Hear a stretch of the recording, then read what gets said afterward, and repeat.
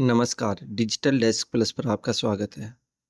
GeM portal के पिछले video में हमने बिड ओपन करने और रिप्रेजेंट को क्लियर करने की प्रोसेस के बारे में जाना था, जिसके वीडियो का लिंक डिस्क्रिप्शन में दिया गया है। इसी क्रम में आज बिड ओपन करने के बाद रिजल्ट अपलोड करना, प्राइस बिड खोलना और आरे हेतु बिड को फॉरवर्ड करने की प्रोसेस स्टेप बाय स्टेप जानते हैं। इसके लिए हम जैम पोर्टल को पहले लॉगिन करेंगे और बिड के सेक्शन में उस बिड को सर्च कर लेंगे, जिसका रिजल्ट अपलोड करना है। ओपन बिड के टैब पर क्लिक करेंगे तो हमें बिड में पार्टिसिपेट करने वाली फर्में दिखाई देंगी, कितने फर्मों ने पार्टिसिपेट किया है, जिसके दस्तावेज पहले हम डाउनलोड करने की प्रोसेस जान चुके हैं। फर्मों द्वारा दिए गए दस्तावेजों के आधार पर हम एमएससी और मेक इन इंडिया को वेरीफाई करते हैं। अगर फर्म के आइटम में 50% से ज़्यादा का रॉ मटेरियल या कंटेंट इंडिया का है तो इसे L1 क्लास में वेरीफाई कर लेंगे, नहीं तो नोट वेरीफाई करेंगे L1 क्लास के लिए। इसी प्रकार निविदा में भाग लेने वाली सभी फर्मों का एमएससी और make in India status verify कर लेंगे। यहाँ जैसे आप देख पा रहे हो कि लास्ट वाली फर्म के एमएससी और मेक इन इंडिया दोनों को वेरीफाई करने के ऑप्शन आ रहे हैं, लेकिन अन्य जो ऊपर जो 2 फर्में हैं, इनमें एमएससी और एमआई दोनों को वेरीफाई करने का ऑप्शन ना के ओनली मेक इन इंडिया को वेरीफाई करने का ऑप्शन आ रहा है। क्रम में आगे हम देखते हैं तो ये ऊपर व्यू आईपी एड्रेस का टैब दिया गया है, इस पर क्लिक करते हैं।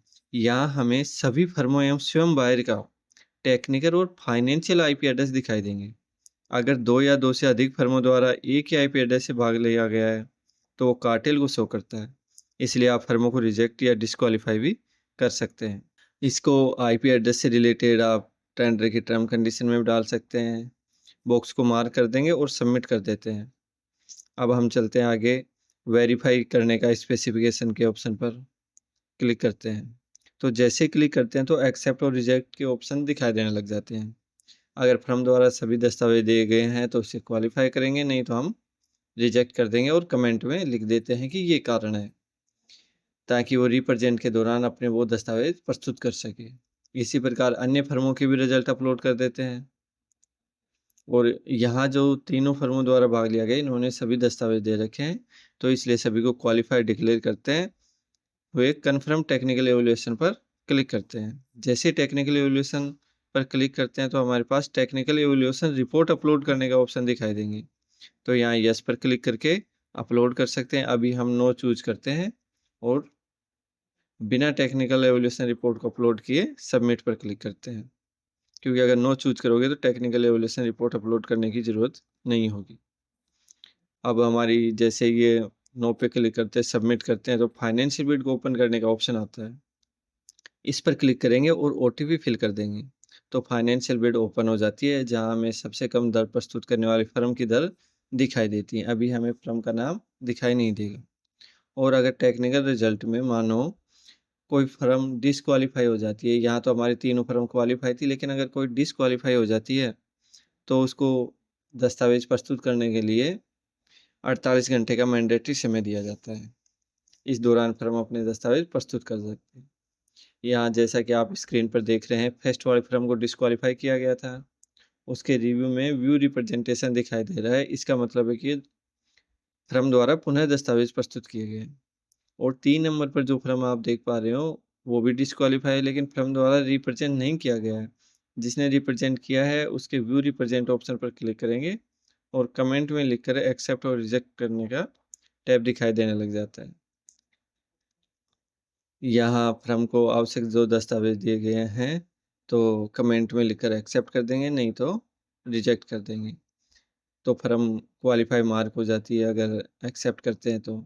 इसी प्रकार अन्य फर्म के भी व्यू रिप्रेजेंट पर क्लिक करके क्वालिफाई और डिस्क्वालीफाई कर देते हैं। जैसे ही रिजल्ट अपलोड हो जाता है, तो फिर हमारे पास फाइनेंशियल बिड के ऑप्शन पर क्लिक करके उसको ओटीपी फिल कर देंगे। जब तक हम इनको क्लियर नहीं करेंगे, एक्सेप्ट और रिजेक्ट नहीं करेंगे, तब तक आप फाइनेंशियल बिड ओपन नहीं कर सकते हैं।